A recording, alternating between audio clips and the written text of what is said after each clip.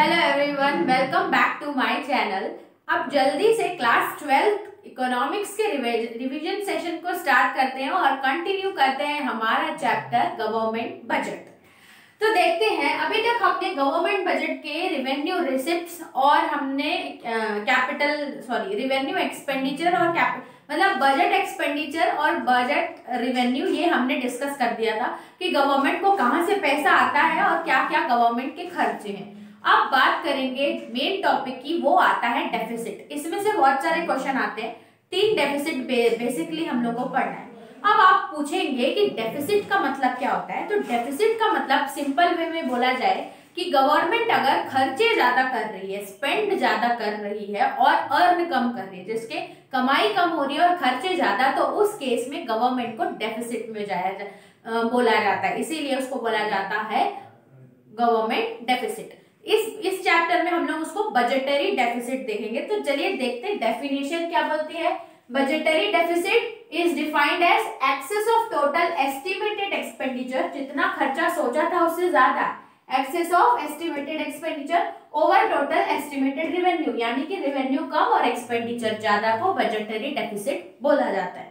ठीक है, अब मेजर्स, अब गवर्नमेंट अपने डेफिसिट को कैलकुलेट कैसे करती है, क्या क्या करेक्शन है, ये इस चैप्टर में, ये इस टॉपिक में पढ़ना है हमें। जनरली डेफिसिट होते हैं revenue deficit, fiscal deficit and primary deficit. इस वीडियो में हम लोग डिस्कस करेंगे रेवेन्यू डेफिसिट। ठीक है, तो रेवेन्यू डेफिसिट का मतलब कि ये रेवेन्यू से बात कर रहा है, कैपिटल से रिलेटेड नहीं है। कैपिटल भी तो रिसिप्ट होते हैं, एक्सपेंडिचर होते हैं, लेकिन इसमें हम लोग रेवेन्यू रिसिप्ट और रेवेन्यू एक्सपेंडिचर। अब रेवेन्यू रिसिप्ट्स और रेवेन्यू एक्सपेंडिचर क्या होते हैं, ऐसे जो कि आपके एसेट्स एंड लायबिलिटीज को टच नहीं करते।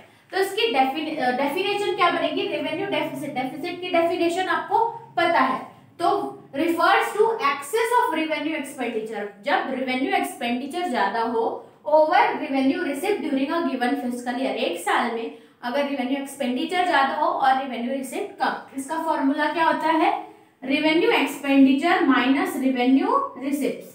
ठीक है, इसका फॉर्मूला रेवेन्यू डेफिसिट का formula revenue expenditure minus revenue deficit. नाम से ही पता चल रहा है रेवेन्यू है, खर्च को जो अर्निंग है उससे माइनस कर दो। नेक्स्ट इसमें इंपॉर्टेंट टॉपिक आपसे ये पूछ सकता है कि इसके इम्प्लीकेशंस क्या होंगे हमारी इकोनॉमी पे, कि अगर किसी भी कभी अगर रेवेन्यू डेफिसिट होता है तो क्या क्या इम्प्लीकेशंस, क्या क्या इम्पैक्ट पड़ते हैं। बहुत इंपॉर्टेंट है ये पूछा जाता है। तो इसमें पहला तो ये कि वो शो करेगा इनएबिलिटी ऑफ द गवर्नमेंट। इसका मतलब गवर्नमेंट मेंटेन या मैनेज नहीं कर पाई हमारे रिसिप्ट्स और एक्सपेंडिचर, या वो रन अच्छे से नहीं कर पाई, जिसके कारण गवर्नमेंट डेफिसिट में आ गई। तो फर्स्ट वो शो करेगा inability of the government.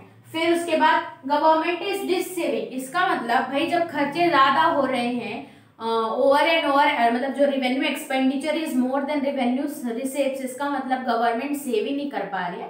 That is why इसका एक और इम्प्लीकेशन होगा, गवर्नमेंट इज डिससेविंग। फिर नेक्स्ट आता है to make up with borrowings. अब ये तो पता है कि रेवेन्यू डेफिसिट में है, उसको करेक्ट करने के लिए गवर्नमेंट को और बोरोइंग्स करनी पड़ेगी। अब बोरोइंग्स करेंगे तो इंटरेस्ट पेमेंट भी बढ़ेगा। सो दिस और are the implications of revenue deficit. उसके बाद यूज ऑफ कैपिटल रिसिप्ट्स।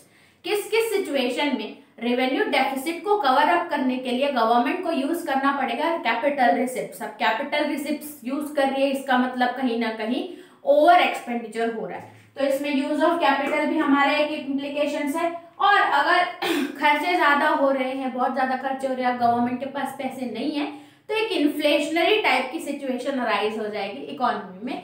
तो ये 5 इम्प्लीकेशंस हम लोगों को देखने हैं किसमें, रेवेन्यू डेफिसिट में।